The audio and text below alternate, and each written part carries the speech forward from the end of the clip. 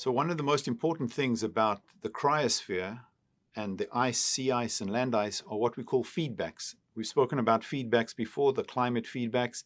And feedbacks are processes which can amplify the initial changes in the climate, or they can diminish them. A positive feedback means that if we have an initial warming, a positive feedback will make it even warmer, will amplify it. A negative feedback means that if we have initial warming, we'll have something which will cool the planet down and will reduce that warming. So the same with the cryosphere and with ice sheets. We can look at different types of feedbacks which will also impact the climate. So I'll first present you two negative feedbacks, which means that if we warm the climate, there are various feedbacks which will want to cool the climate back down. The first one is related to the sea ice.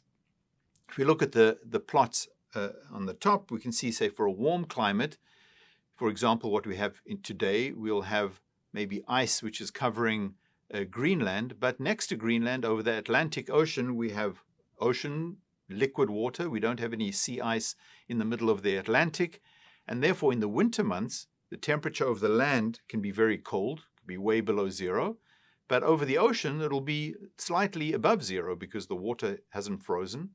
The water is maybe 1 degree or 2 degrees at the coldest, so the air temperature will also be 1 or 2, and this means that when this water, the cold air, will flow over the warm water, the relatively warm, we can produce lots of clouds, rains, and snowfall.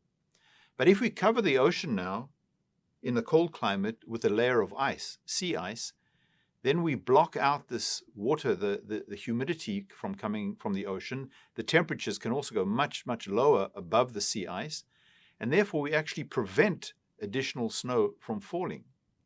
So when we have extensive sea ice covering the ocean, we reduce this difference, the temperature contrast between the land and the ocean, especially in the winter. And this is a major factor for producing snow during the winter.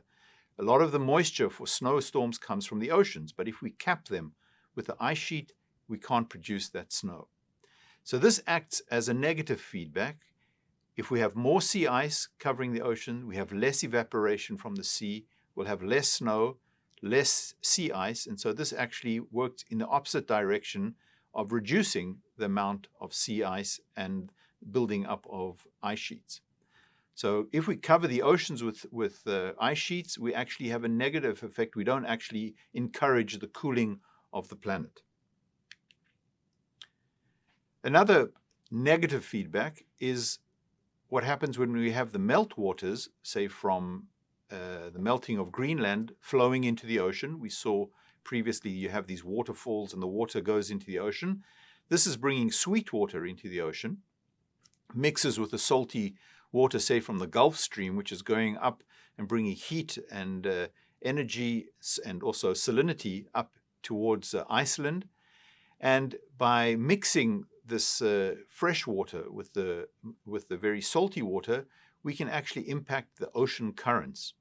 And when we spoke about the oceans, we spoke also about the deep ocean water formation and the thermohaline circulation, which impacts mainly the climate in Europe. By taking up the warm water in the Gulf Stream, the climate in Europe is very warm. Well, by melting the ice sheets in Greenland and mixing the sweet water with the salty water, we can actually disrupt this flow of warm water north and could actually result in a cooling in the climate in Europe. And so this would also be a negative effect. We have global warming results in the melting of the Greenland meltwaters. We're bringing sweet water. It will weaken the Gulf Stream, cool the North Atlantic, and could actually produce more sea ice. So this is a warming effect, could actually have a cooling effect in the end in some parts of the planet. But maybe more important than the negative feedbacks is the main positive feedback which we see, which means that if we change something small with the ice sheets, this will amplify the initial warming. And this is called the surface albedo feedback or the snow-ice albedo feedback. We know that snow and ice are white in color, so they have a very high albedo. They reflect a lot of the sunlight. But when they start to melt, as you can see in the image on the top left, they expose the oceans underneath, which are basically black or very dark in color, or they, they expose the land area, soils, which are also dark in color, and allow the sunlight to be absorbed, warming up the oceans or the land, which will cause more melting, which will expose more land, which will allow more radiation to be absorbed, and this will amplify the initial warming.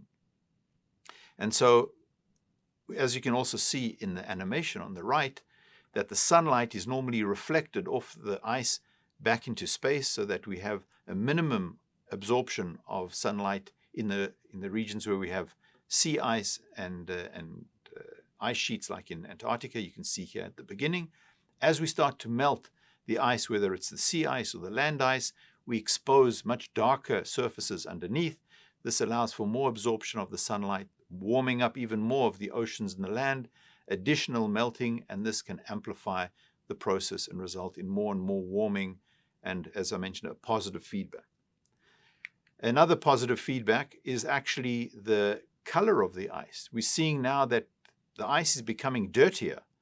This is because of aerosols or black carbon from forest fires, which are transported great distances, say from North American fires or Siberian fires, and then land and settle on the ice sheets or on the sea ice in Antarctica or the North Pole. And again, if the ice is not white, it gets a darker color, it absorbs more solar radiation, will result in more melting, and can accelerate the process. And when we put all of these feedbacks together from the ice and the snow, turns out that both in reality and in the models, the positive feedbacks are always much stronger than the negative feedbacks. And therefore, when we start to warm the climate, we see various processes in the cryosphere which tend to amplify that initial warming.